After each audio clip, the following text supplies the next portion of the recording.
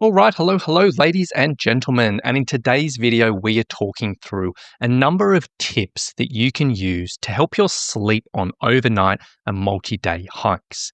Now, this is a really common issue that so many people face. And I know a lot of hikers are kind of hesitant and nervous about getting out on multi-dayers purely for their sleep. So we're going to be diving into this and just talk through a range of tips and strategies which you can put into action to help you feel a bit more comfortable and rest a bit deeper on the trail.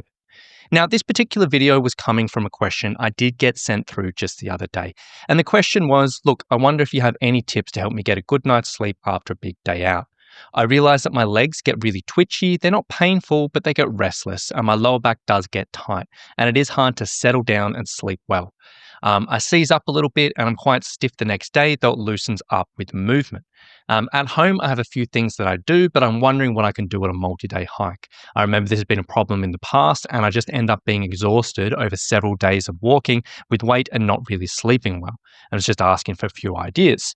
So with that being said, we've got a range of different things we can talk through, and I'm going to talk you through some ideas around sleep systems, stretching and self-massage, some supplements you can use, some particular garments and different sleep aids, and a range of different things that you can potentially explore to help sleep a little bit better.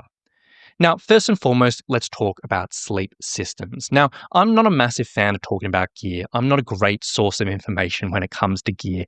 But I will sort of say is when it comes down to your sleep systems, it can take a bit of trial and error to find what is right for you.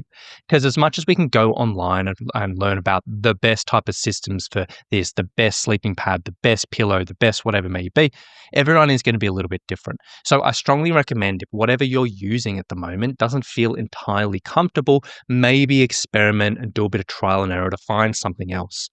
One thing to be really clear on this front is sometimes people do go down the route of just thinking, I want to be lighter, I want to be lighter, I want to be lighter. You know what? My legs get sore at the end of the day. I get a bit tight. So what I'm going to try and do is just make sure my pack weight is as light as possible. And in that situation, sometimes it can end up us just compromising our sleep systems just a little bit. But to be clear, sometimes lightweight is not always better when it comes down to your sleep stuff. Sometimes getting something a bit heavier, something a bit sturdier, something that's going to be a bit more comfortable for you will be way better investment. Because it may end up weighing a little bit heavier, but the amount of energy you're going to save from getting a good night's sleep is a big deal. So have a bit of experiment with that. On top of that, one thing you really want to look at is just practicing and exposing the body to this type of thing. Because like with anything, whether it's the perfect sleep system or the worst sleep system in the world, if you're just using it every once in a while, every few months or whatever it may be, the body's just not going to be used to it. And the body is probably going to get a little bit sore. And, we don't want that. So we want to expose the body to whatever you're using semi-regularly, just so it isn't a massive surprise and it can feel comfortable. So in the lead up for whatever multi-day thing, doing some test hikes, doing some gear shakedowns, always good. If you can't really do a huge amount of that, or maybe, it's restricted, whatever it may be, even just doing a bit of backyard or living room camping where you literally get your sleep systems out, sleep in them a few times in your living room, it can go a long way just at introducing that to the body, figuring out things and seeing how you go. So that's all I'm going to really say on the gear front. As I said, I'm not a massive fan about talking about gear. There's a lot better people in the world and on the internet talking about this stuff, but that's some things you can look at. Next up, let's talk about stretching and self-massage. So if you are getting sore legs and if you are getting sore joints, doing a little bit of stretching and self-massage can be really useful. Now, when we're talking about stretching generally sore muscles, if you get the end of the day hiking and you're like certain muscles are sore, literally just doing a really simple stretch on whatever those muscles are, or a little bit of rolling and self-massage on those muscles can be super simple. So if the front of your legs are sore, doing a stretch for the front of your legs, doing a bit of self-massage on that. Now, you may be thinking, okay, Rowan, what do you mean about self-massage? What I literally mean is basically just doing a bit of massage on that area. At home, we'll often have access to like foam rollers or massage balls, and a lot of people will use those.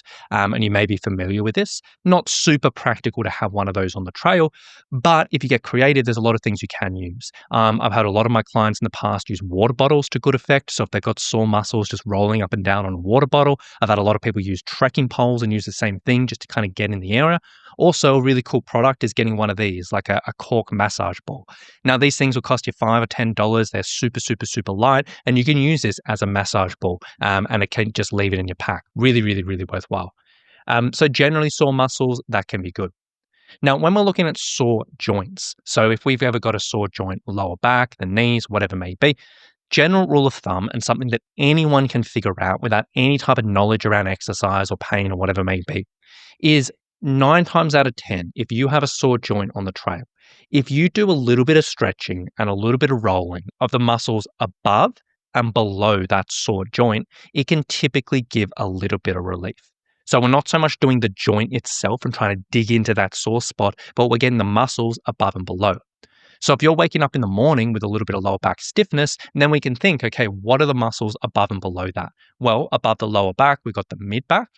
And then below, we've got the glutes and the front of the hips. So doing a little bit of stretching or rolling can work on that.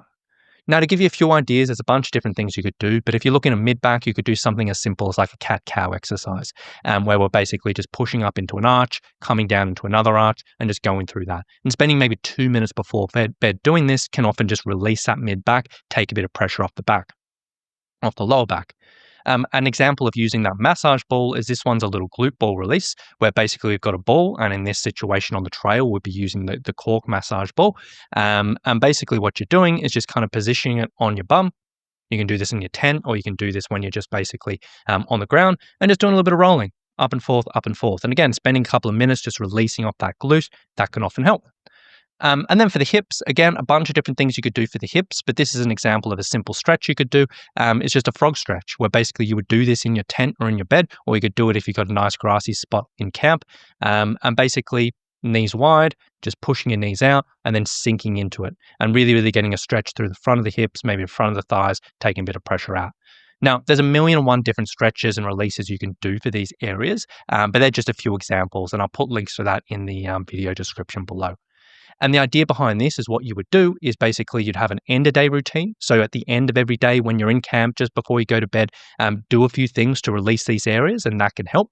And then also do a bit of a start of day routine. So if you're aware that lower back gets tight in the morning, just when you get up, when you're packing up, just spend 5 or 10 minutes limbering up, loosening it up can go a long way. Next up, magnesium. Magnesium is a really, really great supplement to bring on multi-day adventures. If you struggle with sleep, if you struggle with sore muscles, can be really, really useful. Typically, magnesium is just kind of a natural muscle relaxer. So essentially what it does is it calms the body down, helps the muscles relax, can be really good just for general soreness and also aiding our sleep. You can get like capsules. So basically just bring a few capsules, just take them before bed, or you can get some powder and mix it up in water. Really, really simple, very, very cheap, very, very effective. As with any type of supplement, what I would recommend is if you are doing this and using this, just make sure you test it at home, see how the body responds to it, make sure the stomach's all happy, but that can be a really good option. And you just get that down the local pharmacy, super simple. Another option is if you are getting sore muscles or sore joints, is using some type of muscle cream can help. So going down the local pharmacy and just getting some type of heat cream, which generally warms up the muscles and helps that feel a little bit better. Or you can get something that's like a natural anti-inflammatory, which is pretty much a heat cream, but it's just like got a few other bits and pieces in it.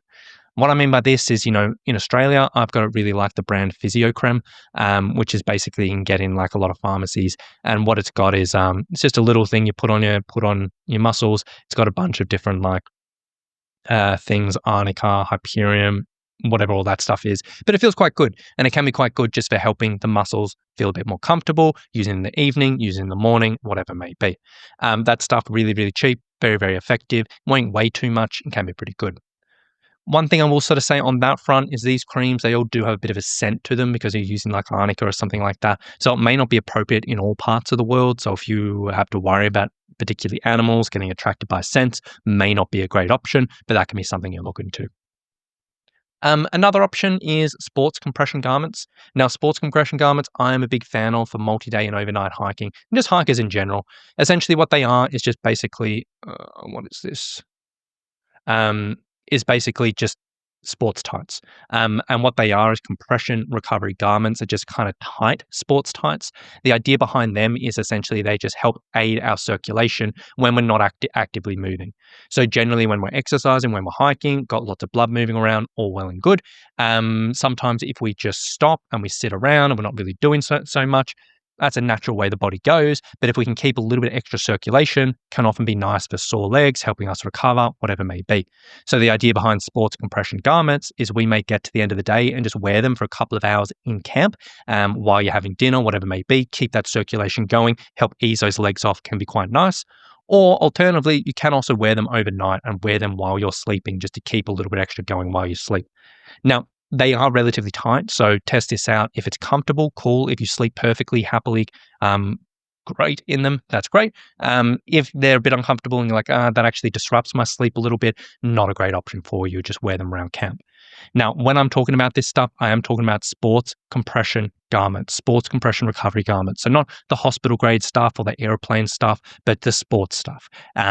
Only drawback of that, it will cost you a little bit of money. It's like $100 for a pair of tights, depending on where you are in the world. That can be a good option, and can be quite nice. A few more bits and pieces, sleep aids. So just something generally nice, which can just help trigger sleep a little bit more. Simple options like chamomile tea. Chamomile tea will help with our sleep hormones a little bit. Can be a really good option. Super cheap, super lightweight. If you, at the end of the day, just when you're sitting around the campfire, whatever it may be, have a bit of chamomile tea before bed, can help everything just calm down a little bit. Only drawback to that is obviously getting up in the middle of the night to go to the toilet. Not great. So if you're the type of person that like, hey, if I drink something at the end of the day, I probably have to get up a bit more, might not be the best option.